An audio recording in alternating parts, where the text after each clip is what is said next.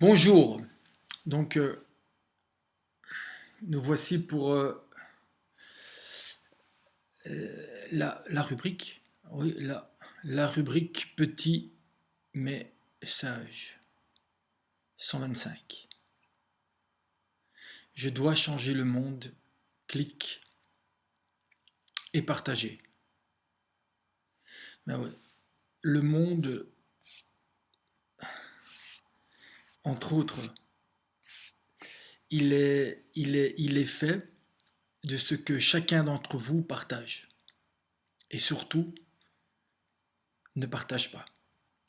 Mais même si vous partagez des choses qui sont censées cacher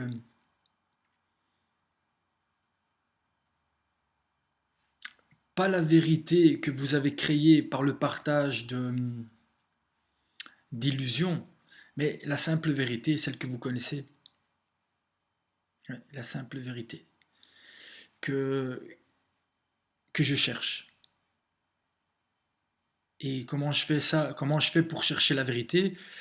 Eh ben, je partage les choses qui me touchent, qui sont ma vérité, ma vérité, qui me rapproche pas à pas de la vérité. Donc, si, en tout cas, les personnes qui sont quelqu'un parmi vous qui la cherchent aussi, pour la partager, parce que elle n'existe que à travers et à l'endroit du partage. Avant, mais ça c'est parce que je vois plein de gens, c'est la cause animale. Allez voir Noé et en fait tous les humains sont des descendants de Noé. Après, il y a eu d'autres peuples qui ont été plus loin dans la vérité. En tout cas, dans les pas qui nous approchent de, de la vérité. Donc, je vais d'abord lire la phrase. Avant de ne pas manger des animaux, ou, parce qu'il y a, il y a les véganes, je sais pas quoi, il y a une sensiblerie animale qui fait froid dans le dos, qui ferait même froid dans le dos à notre ami Noé. J'expliquerai tout de suite pourquoi. Avant de ne pas manger des animaux, essaye déjà de ne pas manger, profiter et faire mourir tes propres frères humains. Donc, ton, et quand je dis frère, c'est presque dans le premier sens du mot. Ton frère et ta sœur. Essaye déjà de ne pas profiter d'eux. Et que si demain ils sont dans le besoin et ils vont même pour crever, euh, tu vas pendant ce temps-là partager des animaux qu'on fait souffrir,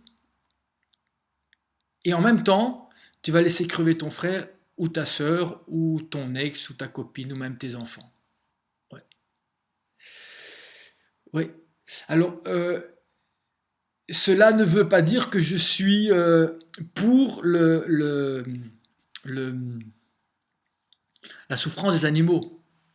Pas du tout. Mais je vais reprendre Noé. Noé qui est un juste, qui était à l'époque le juste de la génération. Le juste de la génération, c'est qui? C'est simplement celui qui est le plus proche de la vérité du moment, donc de la génération par rapport à ce qu'il est et ce qu'il peut percevoir de la vérité, de l'amour, et vous appelez ça comme vous voulez. Il y a des gens qui appellent ça Hachem, il y a des gens qui appellent ça Dieu, il y a des gens qui appellent ça le mieux, c'est de ne pas appeler. C'est Hachem qui veut dire le nom. Le nom, c'est-à-dire, on ne peut pas prononcer, parce que c'est déjà mettre une forme à ce qui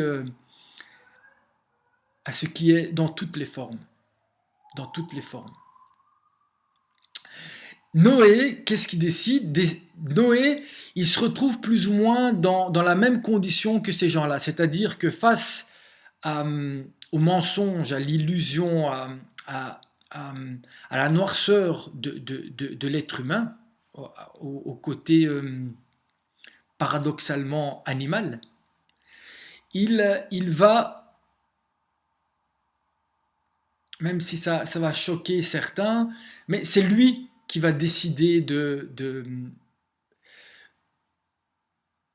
détruire, pas n'importe comment, hein, pas par le feu, par l'eau. L'eau. Et on va revenir après sur cette notion d'eau. Pourquoi l'eau? L'eau, d'après moi, c'est toutes les larmes qu'il n'a pas versées, qui vont inonder le monde. Et donc, éliminer l'humain. Donc, éliminer tous les humains, à part sa propre famille. Et les animaux. Et les animaux. Donc, on voit bien que là, Noé se dissocie complètement des autres humains. Donc, il ne les aime plus.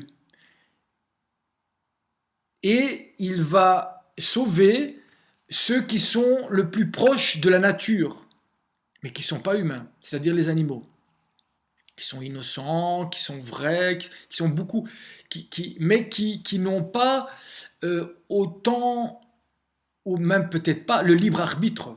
Parce que c'est facile d'être ce qu'on est quand on n'a pas la liberté d'aller même contre sa propre nature. C'est la liberté aussi que l'homme a. Mais l'homme a aussi une autre liberté, c'est qu'il peut transcender, pas aller à contre nature. C'est ce qui est facile. C'est-à-dire parce qu'en allant à contre nature, on peut rester un animal. On peut rester un animal, avoir la pulsion animale, mais au lieu de la sublimer, de la transcender, de passer à un niveau supérieur spirituellement, ce qui demande une compréhension et une maîtrise qui est donnée à tout le monde, mais qui demande du travail. Voilà, qui demande du travail. Qui demande du travail. Et donc, Noé, il est un peu comme... mais on parle de Noé, parce qu'après Noé, il y a eu plein d'autres qui sont venus avec d'autres vérités. Parce que du temps de Noé, peut-être que vous ne le savez pas, mais le sacrifice de ses propres enfants, ça faisait partie de la coutume.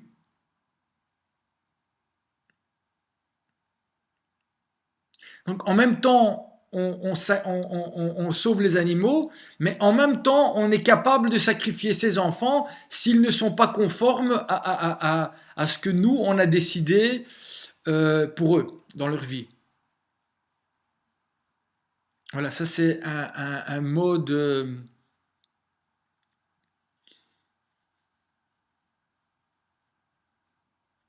de comment je pense que c'est clair. Je pense que c'est clair. Euh, le jour où vous préoccuperez autant de l'humain que des animaux, à ce moment-là, ce que vous dites ou vous partagez des animaux aura une crédibilité et une honnêteté. Mais actuellement, quand je vois que vous partagez plus des choses par rapport à la cause animale que à vos propres contemporains, à vos semblables, eh ben, je crois que vous êtes dans une volonté de détruire l'humain. De détruire l'humain. Oui, détruire l'humain. Finalement, pour ne pas passer par une inondation, mais pas dans la colère et en détruisant les autres, parce que vous n'avez pas le courage de pleurer finalement. Pas pleurer de tristesse, mais pleurer parce que vous vous rendez compte que ce que vous voulez détruire à l'extérieur, en préservant l'animalité en vous, c'est-à-dire l'humain, et vous jetez l'enfant avec l'eau du bain. Il y a un enfant qui prend son bain et au lieu de jeter juste l'eau sale, vous jetez les deux en même temps. Il faut jeter l'eau sale, mais dans l'humain, il y a une partie qui est supérieure, même si ça a l'air de vous... qui peut aller pas dans le sens supérieur, supérieur inférieur, mais qui peut vous élever plus haut que, que, que l'animalité. Donc l'homme n'est pas un animal, non. L'homme est un homme. Voilà. Et donc, c'est possible de devenir un homme et puis cet homme-là est capable de se séparer de plus en plus de la matérialité, pas dans le sens ne plus avoir de contact avec elle, mais élever la matière, c'est-à-dire la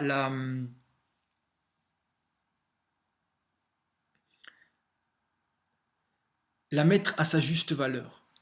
C'est-à-dire que la matière n'a aucune valeur si elle n'est pas élevée par, par des valeurs humaines, par des émotions, par du relationnel. Voilà, par du relationnel. Le lien à l'autre qui est aussi un humain. Voilà. C'est d'abord ça qu'il faut partager. Et si ce lien-là a moins d'importance que le lien à l'animal, eh bien, ce que vous partagez, c'est pas, ça va pas améliorer. Euh, ça va pas améliorer le monde. Vous êtes juste en train de construire un arche dans lequel vous voulez, comme Noé, faire rentrer les animaux et détruire les humains. Mais toutes ces histoires qui sont écrites dans un livre extraordinaire, la Torah ou la Bible ou d'autres livres sacrés, c'est des histoires qui sont actuelles, ici et maintenant. Et voilà, ma question, c'est êtes-vous capable de comprendre que suite à ça, Noé s'en est voulu parce qu'il allait aller trop loin, il allait jusqu'à à- parce que le pas d'après, c'est de se détruire soi-même, parce que on a aussi en nous, et c'est pas la solution. C'est c'est en rentrant en contact avec justement, et ça c'est toute la suite. C'est pour ça que Dieu suite à ça, va faire une alliance avec les hommes, qui à l'époque était représenté par l'arc-en-ciel, où il dit qu'il ne détruira plus le monde avec l'eau, qu'il ne détruira plus sa créature. Et il ne l'a pas détruit, c'est-à-dire que Dieu va toujours laisser le libre arbitre à l'homme. C'est-à-dire que Dieu ne peut intervenir dans le monde qu'à travers un juste. Et donc à travers sa capacité à penser Dieu, sa capacité à verbaliser Dieu et sa capacité à le faire exister dans le monde. Il n'y a qu'à travers lui qu'il va se manifester. Mais la manifestation de Dieu à ce moment-là, c'est pas Dieu. Dieu est beaucoup plus que ça. Et beaucoup plus. Et c'est pour ça qu'au fur et à mesure qu'on lit ce livre, on se rend compte que Dieu devient de plus en moins colérique, moins destructeur, moins parce qu'il va trouver des justes qui seront de plus en plus élevés par rapport à, à cette possibilité de s'approcher de ce qu'est Dieu, finalement, de ce qu'est Dieu. C'est-à-dire surtout et avant tout une justice, une miséricorde, et miséricorde, miséricorde, ouais. Et une possibilité à tout moment de pouvoir réparer. Parce que c'est ça la justice. C'est pas juste, voilà, euh, oui, ce que vous avez fait contre la vie ou contre vous-même ou contre ce que vous étiez, les valeurs qui vous rendent vivant, ben ça oui, Dieu vous le pardonne. Mais ce que vous avez fait à vos voisins, eh ben, vous devez le réparer. Vous devez le réparer. Parce que si vous ne le réparez pas, vous le transmettez aux prochaines générations qui vont payer à votre place. Voilà. Ben voilà, j'espère que... J'espère pas, j'ai dit. Et ceux qui veulent comprendre sans, sans le prendre pour eux, comprendront. Deuxième phrase. Que m'importe si pour trouver la porte de l'amour, je dois traverser l'enfer. J'aime bien cette phrase de Churchill, je crois, qui dit si vous êtes en enfer, continuez à marcher. Que m'importe si pour trouver la porte de l'amour, je dois traverser l'enfer, ou je dois traverser l'enfer. Même si ma vie entière n'aura servi qu'à ne pouvoir aimer qu'une seule seconde, ma vie aura eu un sens. Le seul sens qui vaut la peine, et la joie d'être vécu. Point. Là maintenant, peut-être revenir à Cyrano, parce que j'avais vu sa fameuse tirade Non merci, où il refuse la gloire et le succès parce qu'il sait que ça va user sa langue et ses genoux. Mais pas pour parler de la vérité ou se prosterner devant cette vérité, mais pour les autres, pour les idoles. Les nouvelles idoles aujourd'hui, elles sont plus, c'est plus des statues, c'est des chanteurs, des joueurs de foot, des... Oui, c'est aussi des idoles, c'est des images, parce que la plupart d'entre vous n'ont jamais eu l'occasion de rentrer vraiment en relation avec ces monstres. Monstre étymologiquement qui veut dire mostrare, montrer, quelqu'un qui se montre. Donc Cyrano, très beau personnage, mais personnage lunaire. Dommage, dommage, parce qu'il était tellement près de la lumière et il s'est fait séduire par la lune, qui n'est que le miroir du soleil. Mais ce n'est pas le soleil, et donc ce n'est pas la lumière. C'est une métaphore, bien sûr. Et donc, par rapport à Cyrano, j'ai écrit « Elle l'aimait, elle l'aimait. C'est lui qui ne semait pas. Elle ne le voyait pas, car elle regardait avec ses yeux à lui, pour s'aveugler dans ses silences. Pourtant, une seule parole de lui, en pleine lumière, aurait fait disparaître la lune, pour laisser place à la lumière d'un amour sans pareil. Lui restait dans l'ombre, pour lui apparaître au premier rayon de lune, pour faire danser son âme d'une joie infinie. Comme on peut nager au milieu du ciel, se noyant les yeux d'un sourire éclatant, car ses paroles sans visage lui renversaient l'âme. Pourquoi ne t'es-tu pas fait sentir, toi qui aimais tant faire de ton nez, pour un oui et pour un non, non de Dieu. Une seule parole aurait éteint l'illusion du bellâtre pour laisser place à l'union parfaite. Retiens, mon enfant. Toi qui sais faire naître l'amour, ne cache jamais ton âme de peur d'un non aujourd'hui, qui est le pas qui te conduit à un oui demain. deux mains,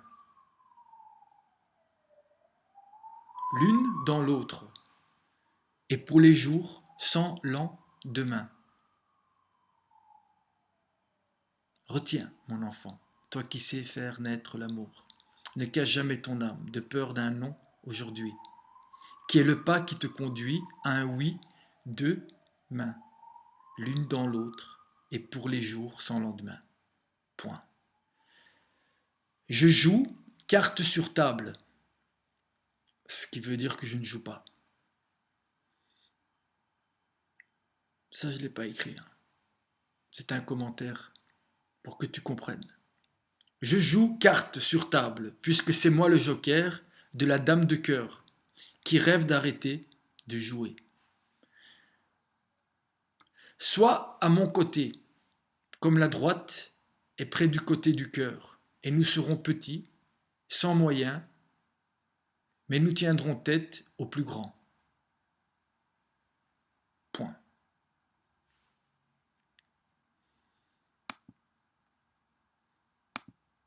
J'ai écrit ça pour... je l'ai écrit pour Lydia.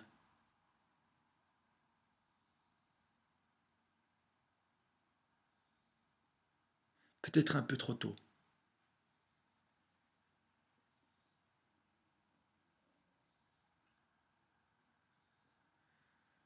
C'est quand la force devient faiblesse qu'elle est la plus puissante. Quand tu cultives trop ta tête, sans la faire reposer un seul jour dans l'amour, après, elle devient stérile et morte comme la terre. Ouais. La terre, si vous ne la faites pas reposer, elle devient stérile, tous les 7 ans. Il est facile de tomber amoureux. Ça se passe, il y a beaucoup qui, ça se passe dans leur tête, c'est pour ça que c'est facile. Et en fait, tout se passe dans leur tête à ces gens-là. Ils n'ont pas accès aux sentiments parce qu'avec les sentiments, on ne joue pas. Il est facile de tomber amoureux. Ce qui est plus difficile, c'est de ne pas finir de tomber jusqu'à dépasser les étoiles. Ouais. Tu tombes, et comment ça se fait en tombant les étoiles? Ben oui. Parce que quand tu tombes dans ce sens-là, tu t'envoles. Ouais, c'est ça, c'est ça qui est beau. Et si tu dis que ça n'existe pas, comment ça se fait que les mots et les phrases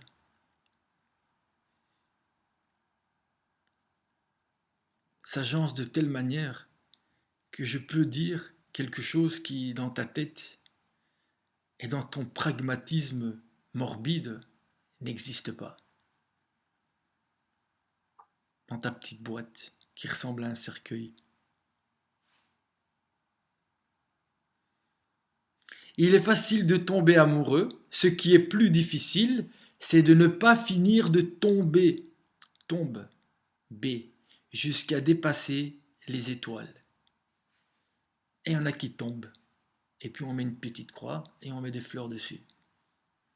Et ils appellent ça tomber amoureux. Aimer là, comme si, aime-la, comme si ton seul but est qu'elle t'aime pour que tu puisses aimer à son endroit la source de la vie qui la traverse. La source de la vie qui la traverse. Si tu es bien, le mal te révélera. Si tu es quelqu'un de bien, le mal, les gens qui te font du mal, eh ben, ça ne fera que révéler ton bien. Ben oui. Parce que tu vois pas le mal, justement. C'est pour ça. Si tu es mal, le bien te révélera au bien. Par exemple, si t'es quelqu'un de mal, eh ben, c'est pour ça que il y aura tendance à, à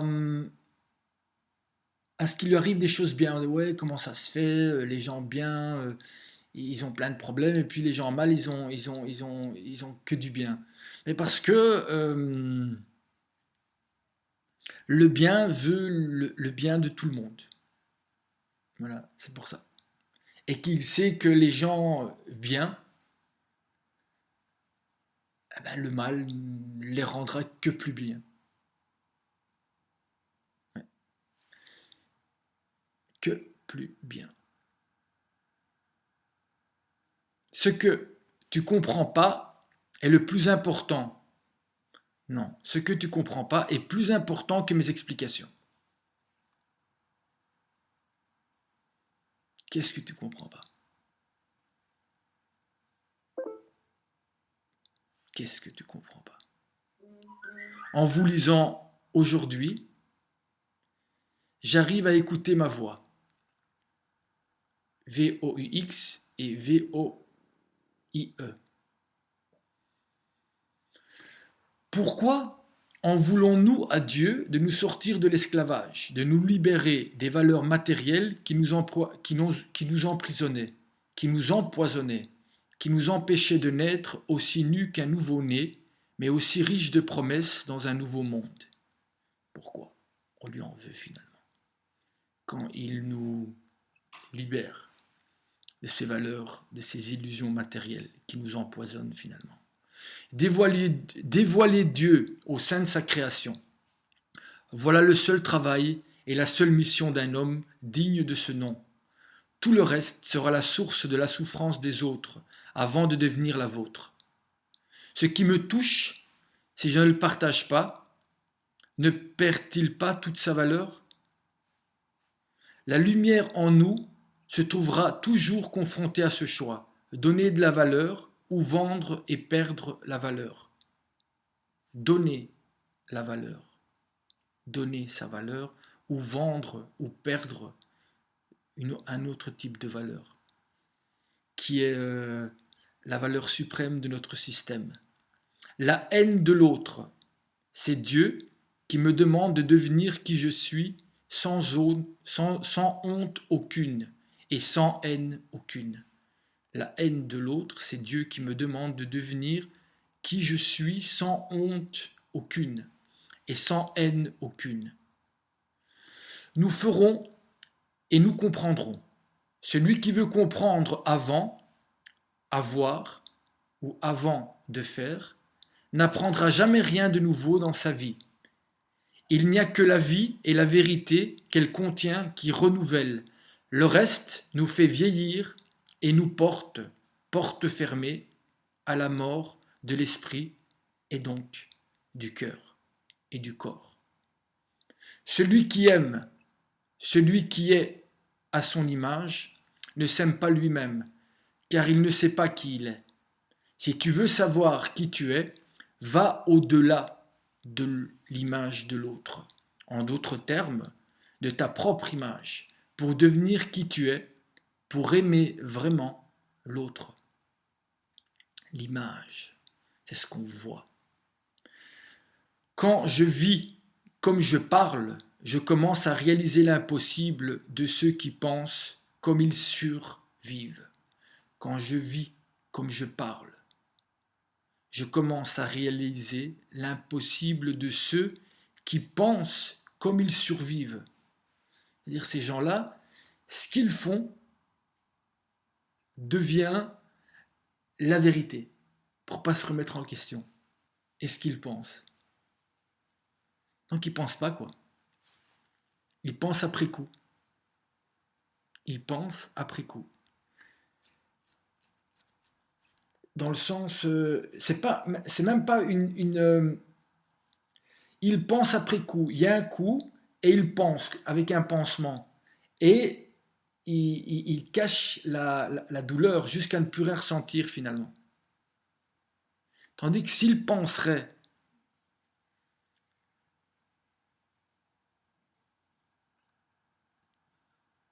dans l'action, c'est-à-dire en même temps qu'ils agiraient, ils n'auraient pas besoin de penser et pansement après coup et blessure. 20 avril 2014. Bien à vous. Et merci de partager. Si ça vous touche, ou si ça vous a touché,